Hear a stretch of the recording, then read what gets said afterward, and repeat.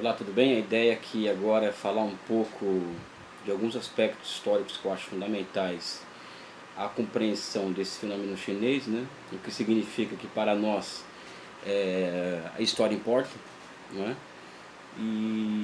Mas se antes eu não me apresentar um pouco, falar um pouco da minha trajetória de pesquisa, até chegar num ponto em que eu me encontrei com a história e a necessidade de se compreender a história da China para entender o que acontece com a China de hoje.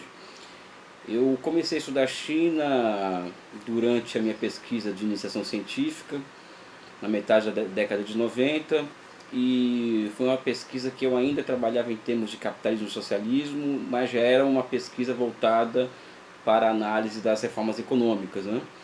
E o interessante é que foi uma época em que a China ainda não era uma moda, a China ainda era vista com muita desconfiança, existiam muitos artigos que falavam sobre a incapacidade da China manter aquele processo de crescimento já grande para aquele período e colocando vários limites, principalmente políticos, àquele processo, não é? A história demonstrou um pouco o contrário do que aconteceu, né? A China mantém um crescimento econômico largo e acelerado e é já desde o ano passado o fenômeno mais... Passou Taiwan ou Coreia do Sul, falso engano, como o fenômeno mais largo da história da economia internacional, né? Então essa minha iniciação científica, eu travo esse contato inicial com a temática da China, ainda muito focada em questões de capitalismo e socialismo, não que eu tenha deixado isso de lado, mas eu passei a trabalhar em outro patamar, em outros patamares, vamos dizer assim, a partir de então, né? Agora, o entreatos dessa iniciação científica, que começa com... foi um ano antes da defesa do trabalho de conclusão de curso, até o mestrado, isso foram uns 4 anos, porque eu fiquei 3 anos fora da universidade após o término da minha graduação. Foi uma época em que eu travei contato com outros campos de conhecimento fora do meu original, que é a geografia, não é? Então eu me aprofundei numa leitura dos economistas políticos clássicos, o Adam Smith, Ricardo, e antes deles o William Petit, que eu acho um autor fundamental para entender o papel do Estado no processo de desenvolvimento. Eu faço eu navego um pouco, vamos dizer assim, porque eu já fazia isso antes de me aprofundar nos clássicos da economia política, em Karl Marx, né? E o interessante em Marx, quando se fala em processo de desenvolvimento, é que a resposta a ele, ou seja, a crítica à economia política que ele faz, é muito a crítica do seguinte: olha, o Adam Smith ele via os processos econômicos, a formação da divisão social do trabalho, a especialização produtiva como um processo natural, não é? Enquanto que Marx ele falava o seguinte: olha, nada é natural, porque o capitalismo ele cria instituições à sua imagem e semelhança. Essa é uma frase que para mim ficou muito clara, porque também em um momento, vou falar mais adiante ainda hoje, o papel das instituições para a compreensão do processo de desenvolvimento é fundamental, não é? Pois bem, além de Adam Smith, Ricardo, William Petit, Marx, houve um contato mais profundo com o pensamento de Inácio Rangel, que é um economista brasileiro, um clássico da economia brasileira, né? E que é um autor que até hoje ele me inspira muito para analisar os processos complexos de desenvolvimento em países periféricos, como é o caso da China, né?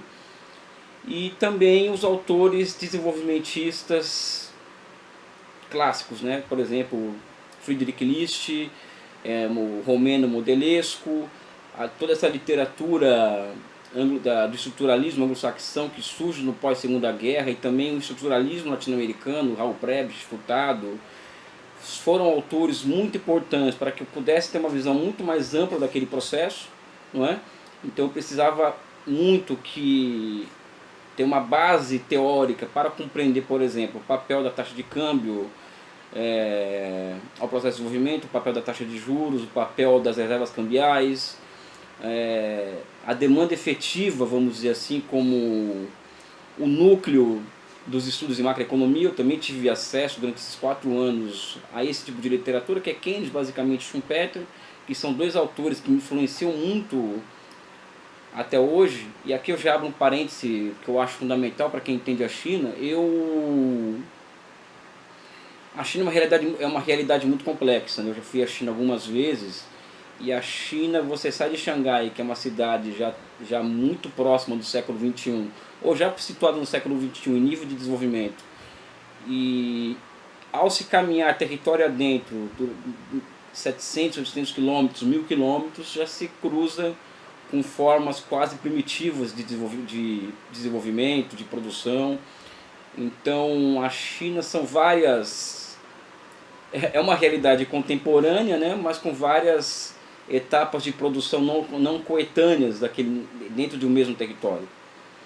Isso me leva a acreditar que um único corpo teórico é incapaz de dar conta de uma realidade complexa como aquela. Daí eu trabalhar com Marx, trabalhar com os clássicos do materialismo histórico, começar por Marx, trabalhar com os economistas estruturalistas anglo-saxões, latino-americanos, me leva a trabalhar com Keynes, com Schumpeter, ou seja, ter uma visão, trabalhar uma abordagem heterodoxa ipsis literis, né?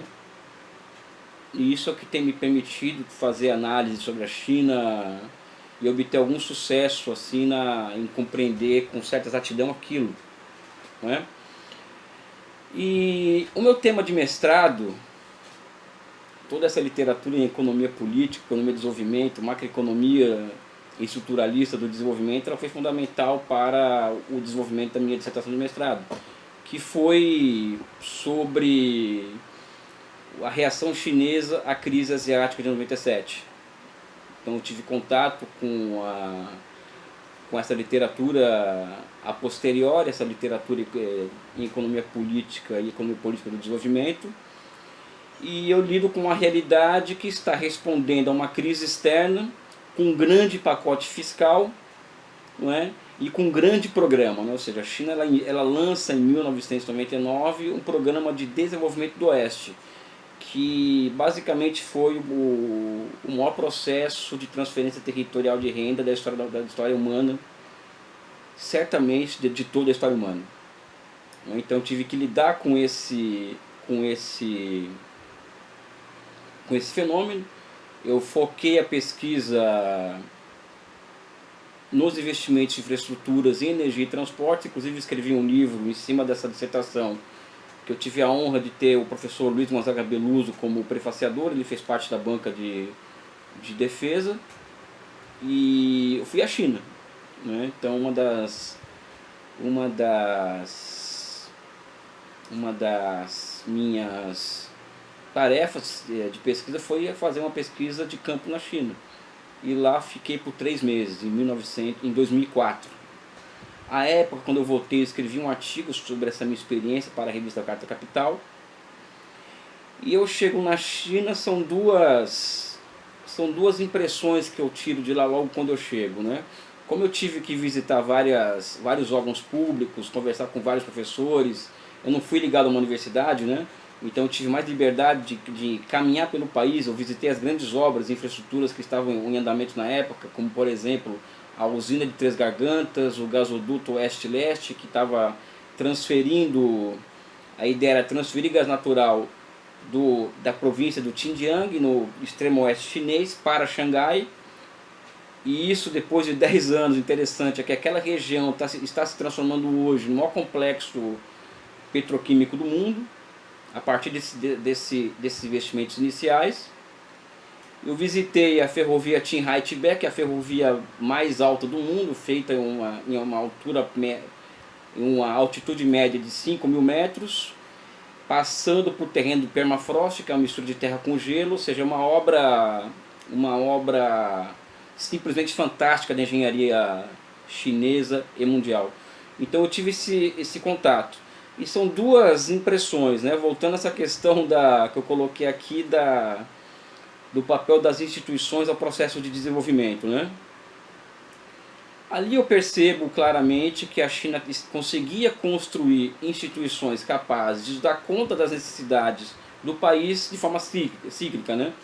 Então, a primeira institucionalidade que a China lança para enfrentar os seus desafios no final da década de 70 foi as reformas rurais, que possibilitaram o surgimento de um camponês médio com muita capacidade de acumulação, que viria logo em seguida a se tornar empresário, e que numa aula mais adiante foi tratado esse tema. Então, ou seja, o lançamento da instituição dos contratos de responsabilidade entre Estado e família camponesa foi fundamental aquele processo de desenvolvimento. Eu cheguei na China em 2004, eles estavam lançando uma instituição que é a famosa SASAC, que é uma instituição que trabalha em prol dos interesses do Estado dentro das empresas chinesas, dos grandes conglomerados empresariais estatais, e que hoje, vamos dizer assim, nessa coisa da China está fazendo grandes investimentos pelo mundo, tendo empresas estatais como núcleo, essa instituição é fundamental nesse processo. Não é? Então as instituições importam muito, não é? Mas não é sobre isso que eu estou aqui para falar, né? Hoje. O segundo ponto que eu queria destacar dessa minha visita em 2004 é a importância da história. É por isso que eu estou aqui hoje para falar dos aspectos históricos que são fundamentais ao processo, para entender aquele processo. O primeiro ponto turístico que eu visitei quando estive lá em 2004 foi a Praça da Paz Celestial, que é uma praça muito famosa, falso engano, a maior praça do mundo, aonde dá para se perceber ali dois tipos de arquitetura, uma arquitetura chinesa antiga, imperial, imponente, né? Ali é a entrada da Cidade Proibida, que era a antiga residência do imperador, e também aquele modelo soviético de arquitetura, que é o Museu Nacional, o Parlamento Chinês e o mausoléu de Mao Tse-tung. Então esse mix desses dois tipos de arquitetura dá um impacto visual muito interessante para entender a China, porque a China é um antigo moderno, tá? Pois bem, eu chego naquela praça e vejo aquela foto do Mao Tse-tung na praça, e eu fico me perguntando as razões da foto do pai da Revolução Chinesa e estar na frente, ou seja, na porta da Cidade Proibida, que é na porta da casa do antigo imperador chinês. Então, a partir da resposta àquela questão, eu passei a perceber o quão importante a história é importante para entender aquele processo. Quando nós estudamos aspectos puramente econômicos, de acumulação, de dinâmica, dá-se muita impressão de que aquilo é um todo complexo pronto e acabado, e que fica para o pesquisador a tarefa de procurar entender o que foi feito em algum determinado momento da história que deu certo e que possibilitou um arranque, ou catch-up, como nós chamamos na literatura econômica. Mas quando eu tive que lidar com a resposta a essa questão, eu fui perceber alguns fatos que são fundamentais. Primeiro, os atuais dirigentes chineses, os herdeiros de Mao Tse-tung, vamos dizer assim, eles se percebem como continuadores de uma obra que existe há 2.500 anos. Essa obra chama-se Estado Nacional Chinês. Então a gente lida com uma realidade que é diferente da ocidental e que é uma realidade que existe há 2.500 anos. Então esse é um impacto muito razoável. Os Estados Nacionais Europeus, eles surgem por volta dos primeiros 1848, aquele processo de unificação. Depois vem a unificação alemã, que foi a mais famosa delas, em 1871, enquanto que o Estado Nacional Chinês ele foi unificado e ungido institucionalmente antes de Cristo. 221 anos antes de Cristo foi fundado o Estado Chinês, foi unificado e fundado o Estado Nacional Chinês. Então esse é o primeiro ponto. Então nós falamos muito do papel do Estado na economia, o papel do Estado é fundamental, o papel da burocracia é fundamental. Então esse é um ponto que eu acredito que é um ponto histórico que é muito fundamental. Ou seja, o Estado Nacional Chinês ele existe há 2.500 anos. Então esse é um ponto que eu acho fundamental, central, e na próxima aula inclusive vou defender uma hipótese aqui para vocês de que esse Estado Nacional Chinês ele já nasce precocemente desenvolvimentista. Não é? Então esse é um ponto que eu vou defender na próxima aula, aqui com vocês. e que eu acho que é importante para quem quer entender de China, né, tal, né? Pois bem,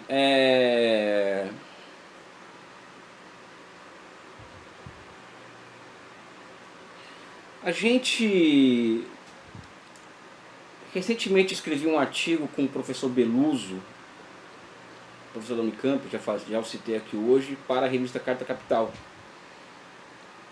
E ali eu defendo uma hipótese porque eu fiz uma pesquisa no passado e que eu percebi o seguinte: grande parte da literatura econômica nos últimos 50 anos, ao falar de novidades sobre o processo de desenvolvimento econômico, eles se referem diretamente aos países asiáticos.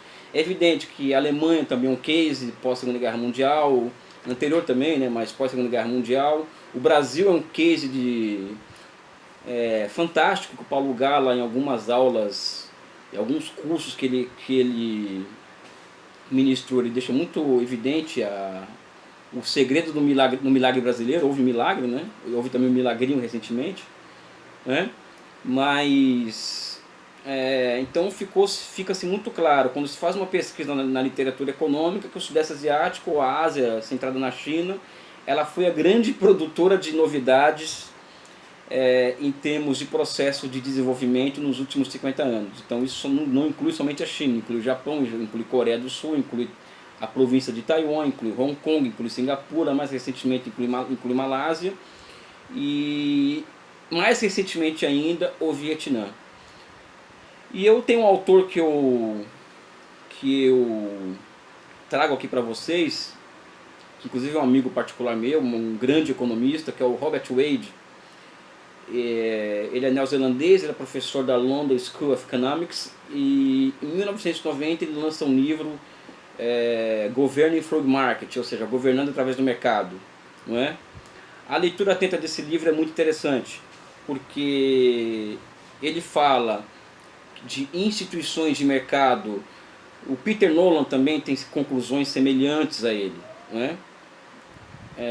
Ele fala que aquelas realidades do Sudeste Asiático, trabalha mais com Coreia, né, do Sul, elas são realidades em que o governo acaba se utilizando de instrumentos de mercado para governar, não é? Ou seja, o governo se utiliza de mercado, ou seja, o governo não se abre ao mercado, o governo não toma atitudes liberaloides pura e simplesmente. Ao contrário, ele se utiliza do mercado para seus fins estratégicos. Pois bem, eu trabalhei com essa hipótese nesse artigo, eu e o professor Beluso, e nós concluímos o seguinte, não é?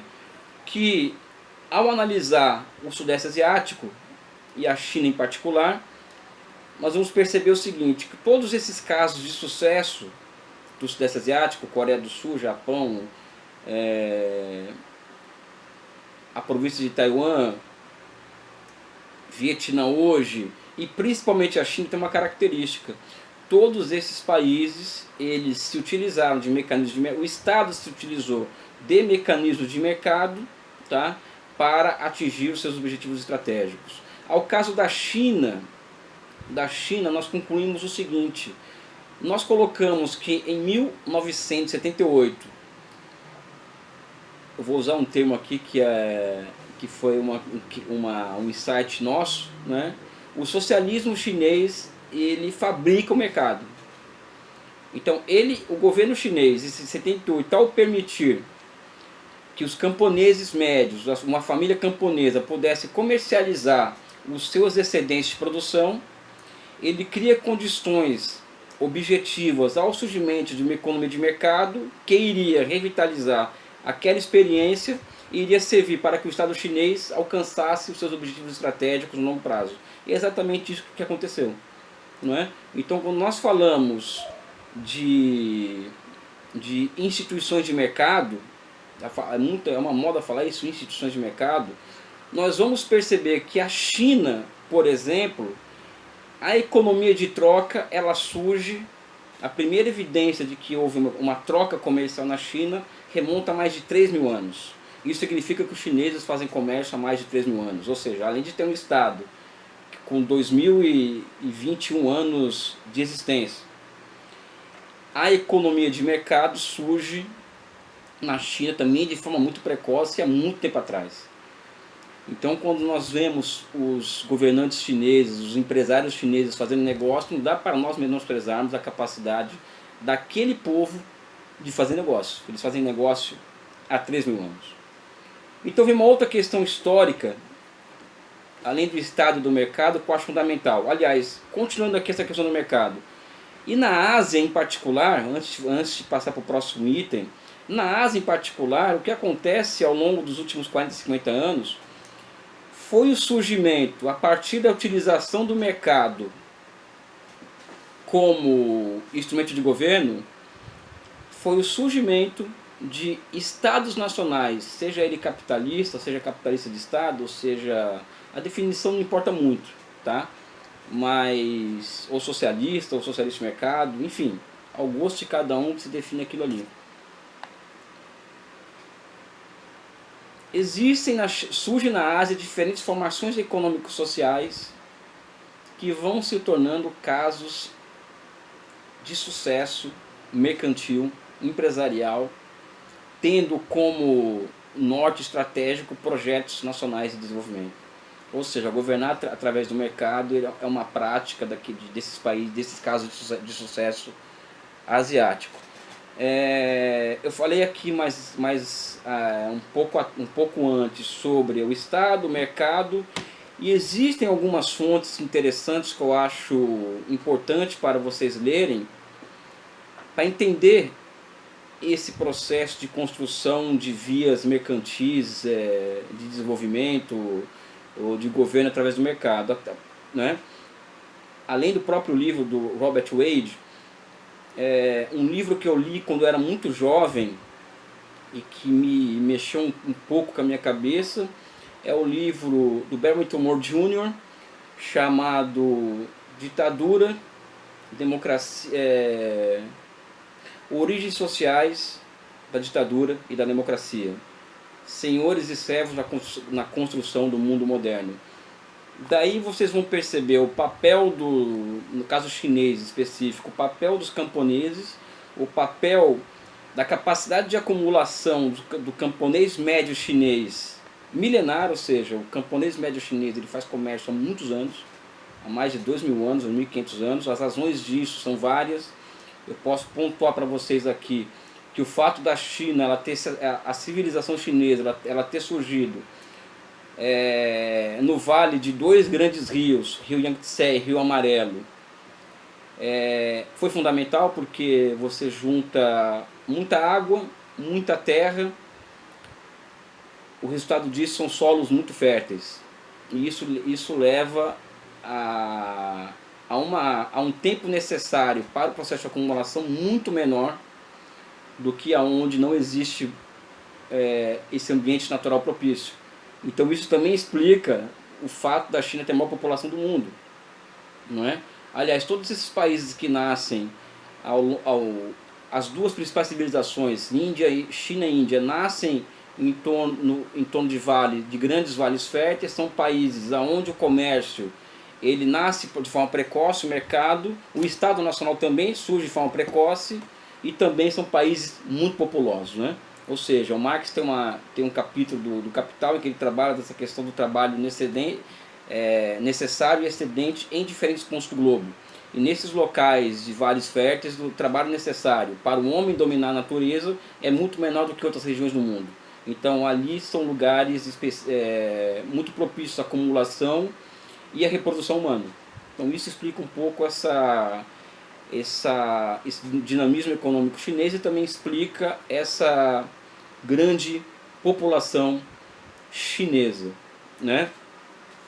E também tem outros três livros que eu acho fundamentais para entender essa história mais antiga chinesa, que é um clássico do John Fairbank, que é chamado China New History, que é um livro que em português foi lançado como China, uma nova história. É um clássico que ele é lançado muito lá atrás, não é? É um livro fundamental e sensacional. Existe um outro livro que foi lançado no Brasil em 1990 pelo historiador Jonathan Spence, que eu julgo ser um dos maiores especialistas em China no mundo, que é In Search for Modern China, em português, Em Busca da China Moderna, um livro que é fundamental para se entender a China, essa China antiga, como que se chega até hoje, aquele Estado com continuidade, com rupturas, não é? E mais recentemente, tem um livro que está até aqui comigo, o livro de Henry Kissinger sobre a China, e a sua primeira edição Falso Engano de 2011. Ele é um livro que ele é muito sensacional por muitos motivos, né? Primeiro que é um grande homem de Estado dos Estados Unidos, ele foi secretário de Estado dos Estados Unidos durante alguns mandatos de presidentes americanos, então ele foi a pessoa que encaminhou a normalização das relações entre China e Estados Unidos. Afora isso, ele é um grande intelectual, para muitos ele é um grande intelectual do campo conservador, eu acredito que ele seja, independente se ser conservador ou não, para mim o que importa é a inteligência das pessoas, né? Ele é um grande intelectual, e nesse livro ele dá uma explicação muito particular da China, e tem um prólogo do livro, que ele já começa o livro num esquema meio hit, né? Tipo Paulo Gala, né? Hit, né? Em que ele fala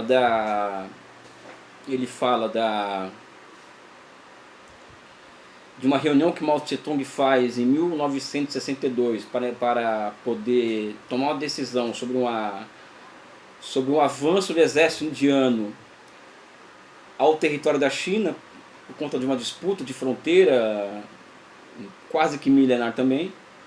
Mao Tse-tung chama seus comandantes militares, seus comandantes políticos para conversar, e aqui é spoiler, né? Para quem já leu o livro, né? Para quem não leu.